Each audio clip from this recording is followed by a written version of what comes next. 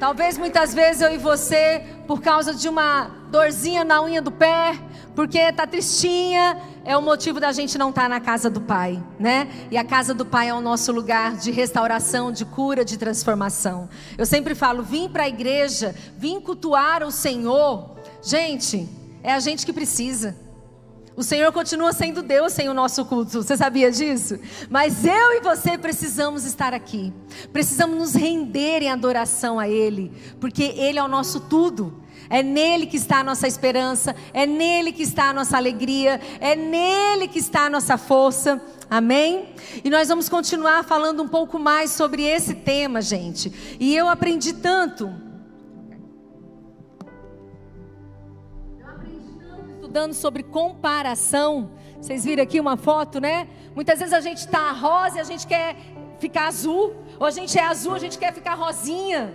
Então a gente tem que aprender qual é o meu lugar, onde é que eu estou, qual é o ciclo da minha vida que eu estou vivendo. E eu quero trazer aqui algumas frases poderosas, né? Que você começa a estudar e você começa a entender melhor sobre isso. Tem um ditado popular que diz assim: a comparação, ela é o quê? O ladrão da alegria. E é verdade. A psicologia fala que quem muito se compara, sabe o que acontece? Adoece a alma. A comparação, ela pode estar se tornando um vício para mim e para você. E aí eu estava aqui estudando, o Senhor me levou lá na origem de todas as coisas. E eu quero ler com você em Gênesis 3, os versículos 4 e 5 diz assim. Aqui está contando, né, nesse capítulo específico do Gênesis 3, é a história do pecado original. Como foi que a serpente foi ali seduzindo Eva e Adão. E aqui no versículo 4 diz assim: disse a serpente à mulher: certamente não morrerão. Deus sabe que no dia em que dele comerem, seus olhos se abrirão, e vocês serão como Deus, conhecedores do bem e do mal. Gente, isso foi muito forte para mim. Quer dizer que lá na origem, serpente foi lá seduzir Adão e Eva. E seduziu como, gente? Trazendo Eva a se comparar ao Criador. Se vocês comerem, vocês serão como Deus, conhecedores do bem e do mal. E ali Eva mordeu a maçã, mordeu o fruto proibido, entregou ainda para o seu marido e começou. Olha a raiz que perigosa. Começou a comparação. Então sabe o que eu aprendi, gente? Que a comparação, ela é uma das raízes do pecado original. A comparação, ela é um fruto da nossa alma. Ela é um fruto que vem nos adoecer. Então nós precisamos identificar essa raiz. Precisamos identificar esse mal que muitas vezes tem assolado os nossos corações. Enquanto eu estava aqui lendo, pesquisando, eu descobri tantas pessoas na Bíblia que se compararam. Vocês sabem que na Bíblia tem a história de Ana, mãe de Samuel, que ela era amada pelo seu marido Eucana. Só que naquela época Eucana poderia ter mais esposa, e ele tinha uma outra esposa, a Penina. E a Penina gerava muitos filhos, e Ana não. E a Bíblia nos fala que Ana tinha uma alma amargurada, entristecida. Por quê? Porque a outra gerava filhos e ela não. E a gente começa a ver tantas histórias. Temos Lia e Raquel, que tinha ali aquela comparação. Temos os discípulos de Jesus. Jesus, quem vai sentar na frente? Quem é que vai sentar do seu lado? Tem que ser eu. Não, tem que ser aquele fulano. Não, tem que ser o outro. Então a gente começa a ver que a humanidade vive muito fácil e muitas vezes sem entender esse nível de comparação. Por que é fácil, Diana? Porque infelizmente nasceu lá junto com o pecado original. Está ali meio enraizado no ser humano, na natureza humana. E aí a gente começa a viver a comparação, esse nível de comparação, sem se perceber. Por quê? Porque se transformou em algo muito normal. Só que esse normal que a gente acha, porque todo mundo se compara um pouco, vai adoecendo a nossa alma. Pior, vai roubando a nossa identidade de filhas de Deus. Ah, acho que você não é tão amada assim não. Você não viu que você ainda não conseguiu? A fulana ali já conseguiu. Você não viu não que aquilo ali é desse jeito e o seu não é bem assim? Começa essas vozes sutil, sabe? Umas vozes bem sutil na nossa mente e a gente acha que está tudo bem. Não tá, gente. Nós precisamos aprender a se amar, a ter um olhar generoso para nós mesmos. Diana, então quer dizer que eu não vou olhar para o outro? Não. Existe uma grande diferença numa inspiração e numa comparação. Entende? A inspiração é quando eu olho, podemos usar aqui o exemplo da nossa pastora Vânia Arantes, uma mulher linda que ora, ungida e tal, e você fala, nossa, que bênção, que olha, a pastora me inspira. A pastora me inspira a orar mais. A pastora me inspira a buscar mais o fogo do Espírito Santo, a não me afastar da casa do Senhor. É uma inspiração. Mas aí quando a gente começa a olhar e dizer, nossa, a pastora ora muito, eu não oro. Nossa, a pastora tem um cabelo liso, eu não tenho. Ai, meu cabelo é ruim. Meu cabelo não é bom. Ai, um é magrinho, outro é gordinho, outro é isso. Entende, gente? Aí nós vamos para um outro nível, que aquilo ali não está sendo mais bênção na nossa vida. Porque quando alguém me inspira, aquilo me faz o quê? Crescer, evoluir. Mas quando eu me coloco no lugar de me comparar com o outro, eu estou me denegrindo. E infelizmente, a comparação ela é um fruto da nossa alma doente. Porque eu tenho dois caminhos quando eu escolho me comparar. E deixa eu contar um segredinho. E os dois caminhos são ruins. Então a gente tem que abrir mão da comparação. O primeiro caminho que eu posso escolher quando eu me comparo com alguém é de saber assim, nossa, mas o meu é melhor do que o dela. Ah, então se o meu é melhor do que o dela, eu sou melhor do que ela. Eu faço melhor do que ela. Eu sou mais bonita. Eu faço assim, eu faço assado. E aí eu vou para um lugar muitas vezes de arrogância. E é um lugar muito perigoso. É um lugar que me tira da vontade de Deus. O outro caminho que eu posso entrar é esse caminho de me denegrir, de ficar deprimida, entristecida, de não valorizar aquilo que eu tenho. E esses dois caminhos, ou da arrogância, ou de depressão, de me achar diminuída, com baixa autoestima, gente, se tem algo que tem incomodado, né? Não vou só dizer para as mulheres agora não, para os homens também. Se tem algo que tem machucado o ser humano, é baixa autoestima.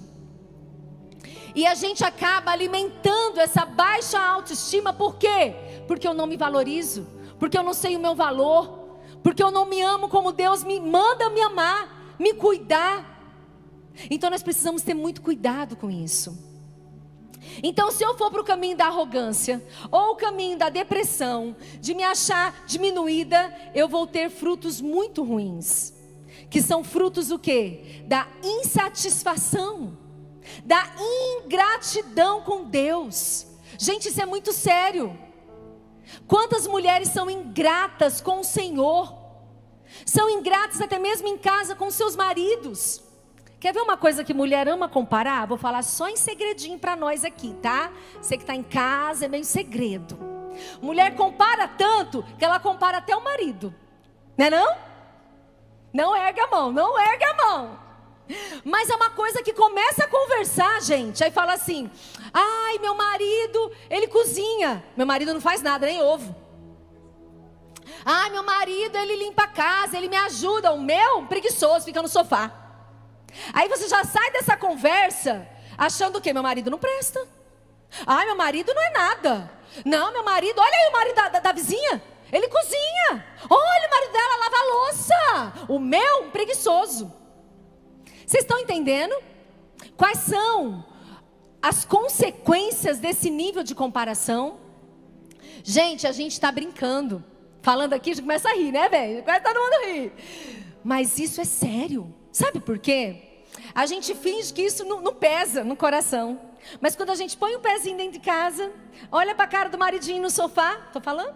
Aí, ó, tá aí, ó, não faz nada, só fica no sofá. Gente, a gente brinca, mas é verdade. E sabe o que vai acontecendo? Nós vamos ficando ingratas, insatisfeitas.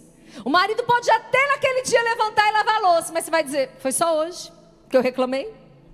A coisa não aconteceu.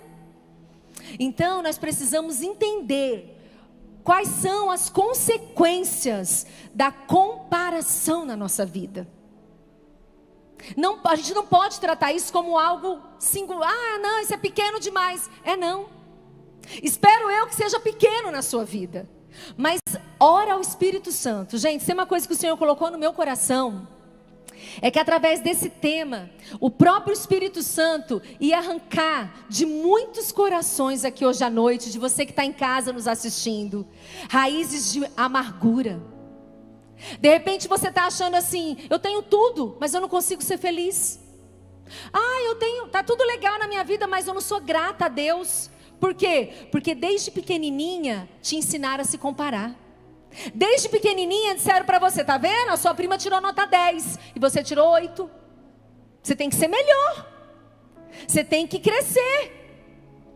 E muitas vezes pai e mãe falam isso não para machucar, mas por falta de sabedoria.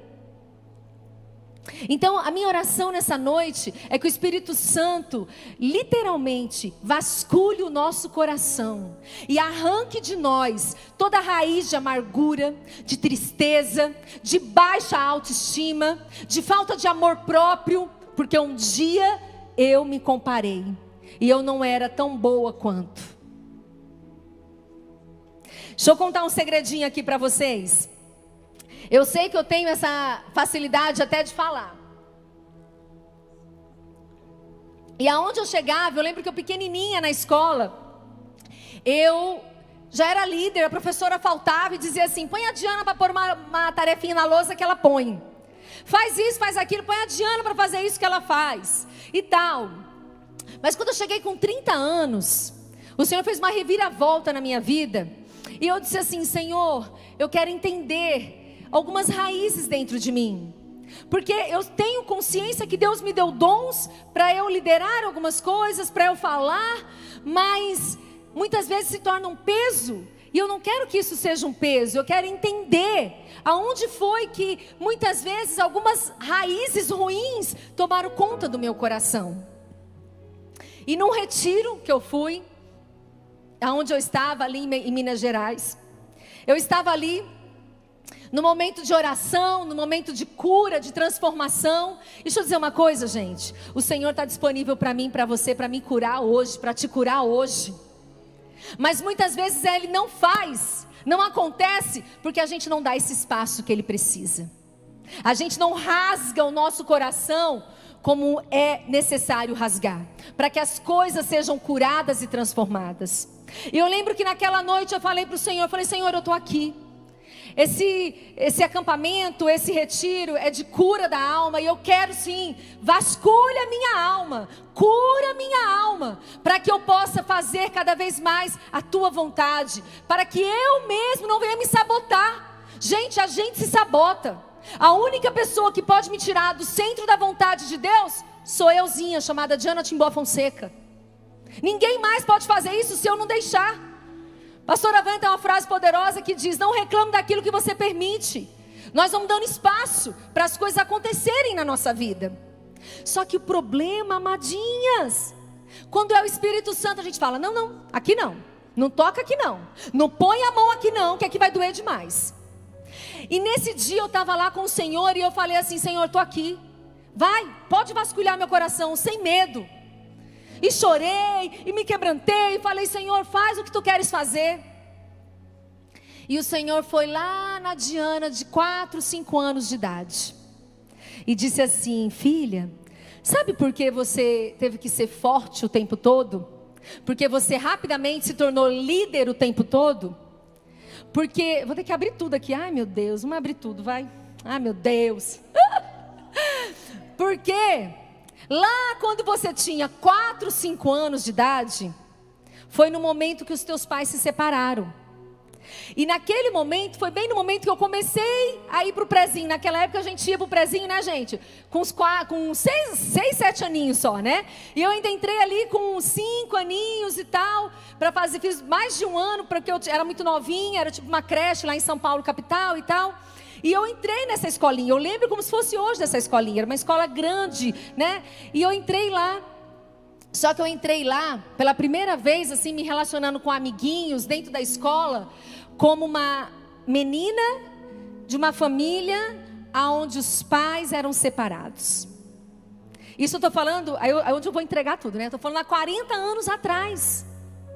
Então, gente, há 40 anos atrás não era uma naturalidade como é hoje. Você vai numa escola de crianças de 5, 6 anos, a metade dos pais são separados. Mas naquela época não, era um peso. Cadê seu pai? E eu lembro que eu ouvia isso. Cadê seu pai? Não mora em casa? Ai, sua mãe não tem, você não tem mais pai? Seus pais se separaram?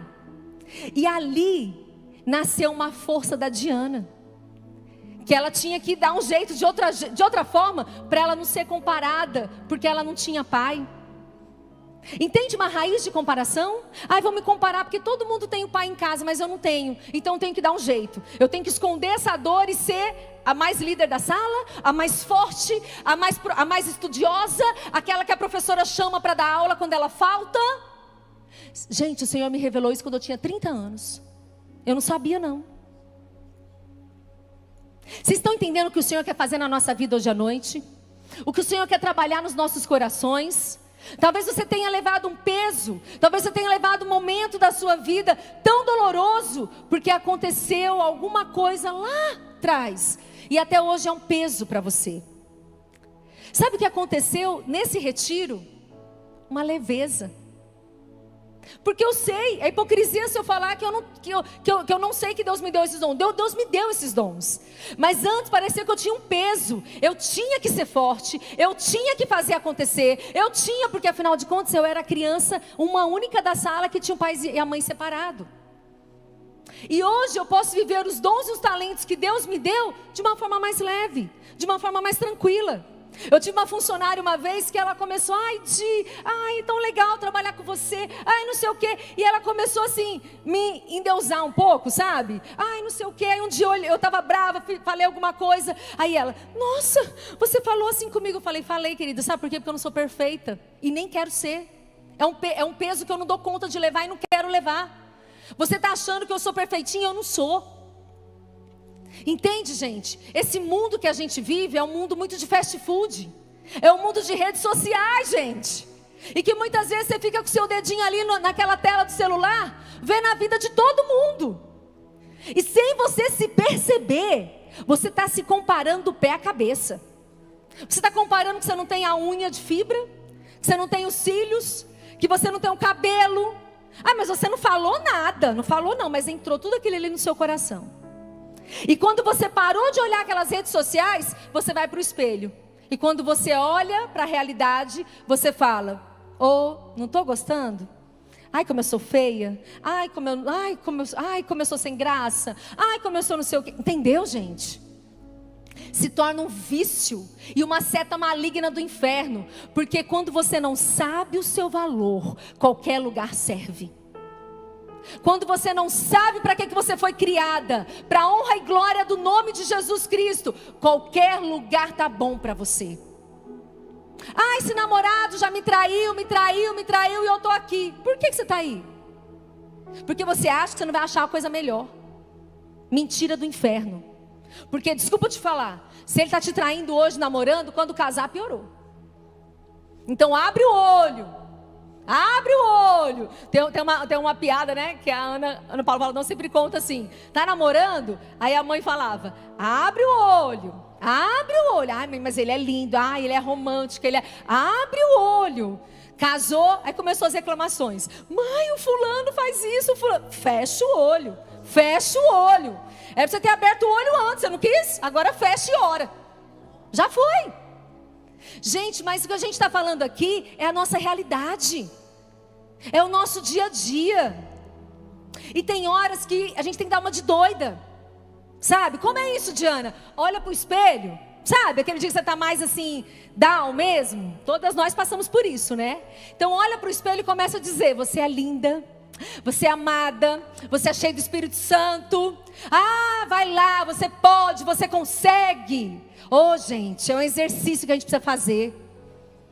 De se amar, de se valorizar. Sabe, de olhar para o espelho e saber: Deus te criou, Deus te ama. Deus quer que você cresça, Deus quer que você aprenda, Deus quer que você evolua. Mas não faça isso porque você tem que provar algo para alguém. Isso não vai gerar o fruto que Deus tem para você. Sabe por quê? A palavra de Deus diz assim. Olha o poder da palavra de Deus para mim e para você. Gálatas 5:1. Foi para a liberdade que Cristo nos libertou. Portanto, permaneçam firmes e não se deixem submeter novamente a um jugo da escravidão. Diana, mas eu não sou escrava. Sou livre. Escrava era aquele povo que andava no passado. Vamos falar de verdade aqui? Eu e tu e eu? Será que você não está escrava da moda? Será que você não está escrava do corpo perfeito? Será que você não está escrava de ter o dinheiro, de comprar o tênis que você não precisa ter para provar algo para alguém? Gente, quantas escravidões existem na nossa vida hoje? Ai, será que eu não estou escrava de uma rede social? Será que eu não tenho que aparecer ali de um jeito ou de outro? A gente tem que se cuidar. E a gente tem que, né? Eu não estou dizendo aqui, gente, que a gente não pode ter uma rede social, que a gente não pode ver um Instagram. Não é isso. A palavra de Deus diz: com equilíbrio e ordem. Eu e você habitamos nesse mundo. Então é neste mundo que a gente tem que ser luz. É neste mundo que a gente tem que transbordar a presença de Jesus. Mas é com sabedoria. É pedindo para o Espírito Santo, toca aqui, vai, toca aqui. Arranca todas as raízes ruins do meu coração. Espírito Santo, vasculha minha alma. Vem fazer aquilo que homem nenhum pode fazer, mas o Senhor pode. Vem cuidar de mim, vem me transformar. E aí, gente, a pergunta que não quer calar. Quando eu muito me comparo, eu quero saber aonde está o meu olhar. A Bíblia fala que o olho é a janela da nossa alma. Então quando eu estou me comparando muito, será que eu estou me denigrindo muito? Onde está o meu olhar? Está no outro, está ali, ó. E sabe onde é que o meu olhar e o seu olhar precisa estar? Firmados no Deus Todo-Poderoso. Fixos em Deus, porque Ele é aquele que nos amou. Ele é aquele que merece a nossa rendição. Sabe? Se você quer se comparar com alguém, tem uma pessoa para você se comparar. É Jesus. Ele é digno da nossa comparação. Porque Jesus fala que nós precisamos ser imitadores dele. Então quanto mais eu olho para Jesus, eu falo: Jesus, quero me comparar contigo. Quero amar como tu amas. Quero servir como tu serves. Quero ter um coração quebrantado como tu tens. E eu quero fazer a tua vontade. Só Ele. Só Ele. O restante, inspiração. Ai, minha mãe, uma mãe maravilhosa. Se inspira nela. Eu falo muito, a minha mãe é uma mãe maravilhosa. E eu me inspiro nela no serviço. Minha mãe, desde pequena, eu vejo ela servindo todo mundo. Ela não senta, ela quer servir. Você quer toalha? Aí você quer um cafezinho? Aí você quer não sei o quê? Quem conhece minha mãe que esteve lá em casa sabe que é assim. Eu falo: mãe, senta aqui. Não, mas você quer alguma coisa? Não, o que eu preciso pegar? Não, Diana, daí que eu faço. Ela serve, a natureza dela, é natural para ela. Ela fica incomodada quando ela não serve. Então que eu já vou no restaurante, ela vai limpar as mesas. Eu falo: mãe, senta aqui, mãe, só não precisa limpar a mesa agora não, filha. Senta aqui. Não, vou só tirar os pratos daqui. Sabe? É dela, é da natureza dela. É uma inspiração para mim. Mas eu não posso me comparar com a minha mãe. Ela tem a vida dela, a história dela, e eu tenho a minha. Entende, gente? O Senhor está nos levando para um lugar de cura. Para um lugar onde eu e você precisamos estar nele. O foco é nele. O foco não é no fruto da alma, mas no fruto do Espírito. É o Espírito Santo que tem que realmente resplandecer em mim, transbordar em mim. Em 1 João 4,10 diz assim: Nisto consiste o amor, não em que nós tenhamos amado a Deus, mas em que Ele nos amou e enviou o seu Filho como propiciação pelos nossos pecados. Então o Senhor escolheu nos amar, antes mesmo de eu e você fazermos alguma coisa. Ele nos amou primeiro. Ou você acha que quando Jesus se entregou naquela cruz, Ele parou e disse: eu vou esperar para ver se a Diana lá na frente vai me aceitar, vai render a vida dela a mim? Não. Ele foi lá, se entregou e falou: Pai, perdoa-os, eles não sabem o que fazem. Então Jesus escolheu te amar do jeitinho que você é. O Senhor desenhou o seu cabelo, o Senhor desenhou você. É claro, gente, que nós temos a nossa autorresponsabilidade. É claro que nós precisamos cuidar daquilo que o Senhor já fez. A Bíblia fala que o corpo é o templo do Espírito Santo. Por isso que a gente falou do Outubro Rosa. Se toque, se olhe, faça exame, faça aquilo que é a sua parte, mas se ame. E se você está vendo alguma coisa que não te agrada, trabalha nisso para melhorar. Evolua, se transforme, sabe? Mas não olhe para você com o olhar simplesmente daquela pessoa que assim, não sabe para onde vai, qualquer coisa está servindo, não. Olha aqui em Hebreus 12, do versículo 1 ao versículo 3, diz assim: portanto também nós, uma vez que estávamos rodeados por tão grande nuvem de testemunha, livramo-nos de tudo que nos atrapalha e do pecado que nos envolve, e corramos com perseverança a corrida que nos é proposta, tendo os olhos fixos em Jesus, autor e consumador da nossa fé. Ele, pela alegria que lhe fora proposta, suportou a cruz, desprezando a vergonha, e assentou-se à direita do trono de Deus. Pense bem naquele que suportou tal oposição dos pecados contra si mesmo, para que vocês não se cansem e não se desanimem. Oh, minha amada irmã, se você entrou por essas portas hoje, desanimada, entristecida, achando que não tem solução para a sua vida, achando que você não tem muita esperança, porque as coisas não acontecem para você, é mentira do inferno. A sua verdade é: fixa os teus olhos em Jesus. Fixa os teus olhos em Jesus, porque Ele poderá realizar os teus sonhos. Aqui fala que Ele é o consumador da nossa fé, e Ele está à direita do Deus Pai Todo-Poderoso. Ele é o nosso advogado. Ele está ali batalhando as nossas guerras. Ele está ali dizendo junto ao Pai: o meu sangue cobre o pecado dela, o meu sangue sara a vida dela, o meu sangue liberta aquela mulher, o meu sangue transforma aquela história. E aí Ele completa dizendo para mim e para você: pense bem, eu e você, naquele que suportou tal oposição dos pecados, aquele Jesus que derramou sangue naquela cruz por amor a você, para que vocês não se cansem e não se desanimem. Oh, gente, a cruz tem poder na minha vida e na sua vida. Nós precisamos olhar para aquela cruz e lembrar tudo que Jesus Cristo já fez, para que eu não me desanime e você não se desanime. A palavra de Deus disse: existe uma corrida que está proposta. Vamos lá, acelera, vamos correr, olhando para onde, Diana? Com os olhos fixos nele, olhando para Ele, que é o autor e o consumador da nossa história. Gente, quando a gente começa a olhar nos olhos de Jesus, a gente começa a ter valor que a gente nunca teve. A gente começa a sentir um amor que a gente nunca sentiu. A gente começa a ter propósito na vida que a gente nunca teve. Quando a gente olha nos olhos de Jesus, a nossa caminhada é transformada. A nossa vida começa a ter sentido. Eu aprendi há um tempo na minha vida, quando eu olho para Ele, tudo passa a ter um sentido e uma razão. Quando eu tiro os meus olhos de Jesus, parece que as coisas ficam sem graças. Para que mesmo que eu estou fazendo isso, hein? Mas para que isso tudo aqui? E para que aquilo ali? E para que isso e aquilo? Fixa os teus olhos em Jesus e deixa Ele devolver a sua autoestima, e deixa Ele dizer para você para que Ele te criou. Nenhuma de nós estamos aqui por acaso.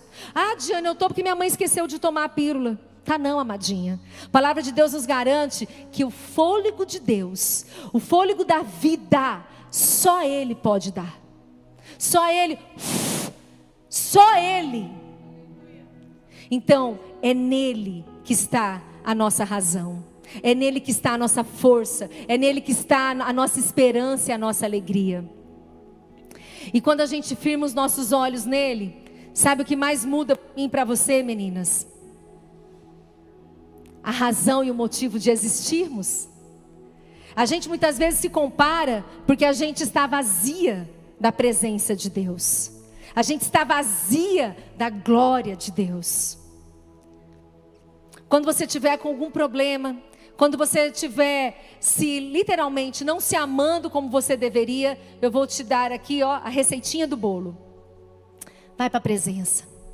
Vai para a presença de Deus. E adore o Senhor. Adore o Senhor com toda a tua intensidade. Diana, tem dias que eu não tenho nem força para orar. Vá do mesmo jeito. Vá do mesmo jeito. Coloca um louvor. Deixa o louvor te ajudar nesse momento de adoração. E adore o Senhor. Porque quando você tira os teus olhos dos teus problemas, de você mesmo, das circunstâncias, e coloca os teus olhos no Senhor, tudo começa a mudar. Tudo começa a ser transformado dentro de você. E eu e você precisamos mais, a cada dia mais, desejarmos a presença. Desejarmos a presença do Senhor. Desejarmos o fogo do Senhor. A alegria que só Ele pode nos dar. Tira a sua expectativa de homens. Homens nenhum vai se satisfazer, vai saciar a sua alegria, não. É o Senhor em primeiro lugar. É o Senhor em primeiro lugar. Essa canção diz para mim e para você que a sua graça, Senhor, tem que nos bastar. Você tem coragem de cantar isso ao Senhor hoje? Dizer, Senhor, a tua graça me basta. E o meu prazer é a tua presença. O meu prazer é te desejar. Oh Senhor, tira os meus olhos da comparação. Tira os meus olhos da vizinha, da grama do outro, e coloca os meus olhos em ti. É ali que está a sua cura. É ali que está a sua transformação. É ali que está a sua libertação. Coloca os teus olhos fixos no Senhor. Firma os teus olhos nele. E só começa a dizer: ah, Senhor, a tua presença. A tua presença é o meu prazer, Senhor. A tua presença é que eu preciso, Senhor. Vem satisfazer o meu coração. Porque é a tua presença que eu estou aqui ansiando e desejando.